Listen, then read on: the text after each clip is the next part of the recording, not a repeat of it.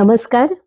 चंदन गाभा या यूट्यूब चॅनलवरच्या ललिता सहस्रनाम स्तोत्राच्या संथापठण उपक्रमाच्या आजच्या वर्गात आपणा सर्वांचं मनःपूर्वक स्वागत. आज आपण 44वा आणि 45वा असे 2 श्लोक वाचायला शिकणार आहोत. संस्कृत भाषेतला निस हा जो उपसर्ग आहे तो नकार दाखवणारा आहे. नी सुरू होणारे अनेक शब्द जी ललितांबिकेची विशेषणं आहेत ती या पुढच्या काही श्लोकात, म्हणजे आज आपण वाचत असलेल्या 2 श्लोकात आणि त्या पुढच्याही काही श्लोकामध्ये अशा पद्धतीची विशेषणं येणार आहेत, ज्यामध्ये निर्लेपा म्हणजे जिला कुठलाही लेप नाही अशी, उपाधी नाही अशी, निर्मला मल म्हणजे घाण, ती जिच्यामध्ये अजिबात नाही अशी निर्मला. तर अशा पद्धतीची वेगळी वेगळी देवीची विशेषणं यामध्ये येत आहेत. निराकुला असा एक शब्द 44व्या श्लोकामध्ये आहे आणि त्या शब्दाचा अर्थ काय, तर जी चंचल नाहीये अशी, म्हणजेच जी स्थिर आहे अशी.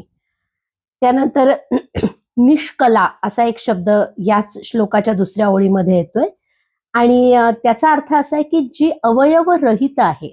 कला म्हणजे चंद्राच्या कला आपण म्हणतो ना, तसं चंद्राचे ते अवयव, तर अशा पद्धतीचे अवयव जिला नाहीत अशी ती आहे, अवयव रहित आहे. आता या संपूर्ण ललिता सहस्रनामांमध्ये आपल्या असं लक्षात येईल की प्रसंगी आपल्याला सामान्यपणे परस्पर विरोधी वाटणारी अशी विशेषणं आहेत. तिच्या अवयवांचं वर्णन आहे आणि तरी तिला अवयव रहित असं म्हटलंय का, तर त्या अवयवांमुळे ती सगुण रूपामध्ये आपल्या पुढे आहे. पण खरं तर ती कशी आहे, तर ती निष्कला आहे.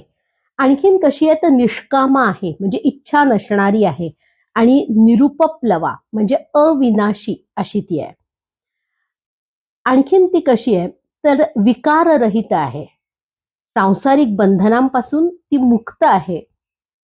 आणखीन एक फार सुंदर विशेषण यात आलंय, ते म्हणजे निष्प्रपंचा, म्हणजे खरं तर ती प्रपंचात आहे, या विश्वामध्ये आहे, पण तरीही त्या विश्वाची ती नाहीये.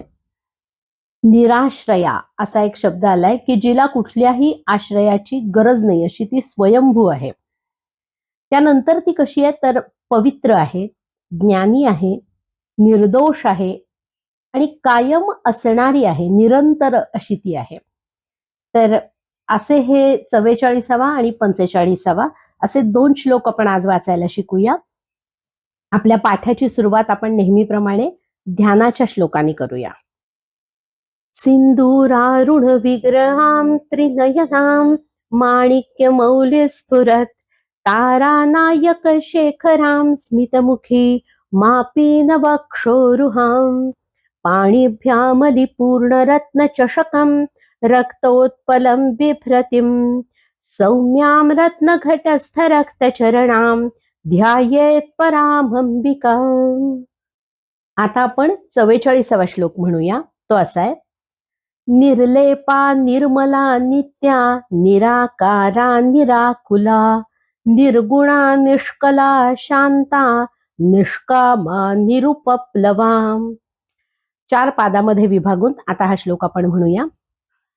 निर्लेपा निर्मला नित्या निर्लेपा निर्मला नित्या निर्लेपा निर्मला नित्या निर्लेपा निर्मला नित्या निर्लेपा निर्मला नित्या निराकारा निराकुला निराकारा निराकुला निराकारा निराकुला निराकारा निराकुला निराकारा निराकुला निर्लेपा निर्मला नित्या निराकारा निराकुला निर्लेपा निर्मला नित्या निराकारा निराकुला निर्लेपा निर्मला नित्या निराकारा निराकुला निर्लेपा निर्मला नित्या निराकारा निराकुला निर्लेपा निर्मला नित्या निराकारा निराकुला निर्गुणा निष्कला शांता निर्गुणा निष्कला शांता निर्गुणा निष्कला शांता निर्गुणा निष्कला शांता निर्गुणा निष्कला शांता निष्कामा निरुपप्लवा. निष्कामा निरुपप्लवा, निष्कामा निरुपप्लवा, निष्कामा निरुपप्लवा, निष्कामा निरुपप्लवा, निर्गुणा निष्कला शांता, निष्कामा निरुपप्लवा, निर्गुणा निष्कला शांता, निष्कामा निरुपप्लवा, निर्गुणा निष्कला शांता, निष्कामा निरुपप्लवा. आता दोन्ही ओळी आपण एकत्र म्हणजे संपूर्ण श्लोक म्हणूया. निर्लेपा निर्मला नित्या निराकारा निराकुला, निर्गुणा निष्कला शांता, निष्कामा निरुपप्लवा, निर्लेपा निर्मला नित्या निराकारा निराकुला, निर्गुणा निष्कला शांता, निष्कामा निरुपप्लवा, निर्लेपा निर्मला नित्या निराकारा निराकुला, निर्गुणा निष्कला शांता, निष्कामा निरुपप्लवा, निर्लेपा निर्मला नित्या निराकारा निराकुला, निर्गुणा निष्कला शांता, निष्कामा निरुपप्लवा, निर्लेपा निर्मला नित्या निराकारा निराकुला, निर्गुणा निष्कला शांता, निष्कामा निरुपप्लवा. आता या पुढचा म्हणजे 45वा श्लोक आपण म्हणूया. नित्यमुक्ता निर्विकारा निष्प्रपंचा निराश्रया, नित्यशुद्धा नित्यबुद्धा निरवद्या निरंतरा. 4 पादामध्ये विभागून आता हा श्लोक आपण म्हणूया.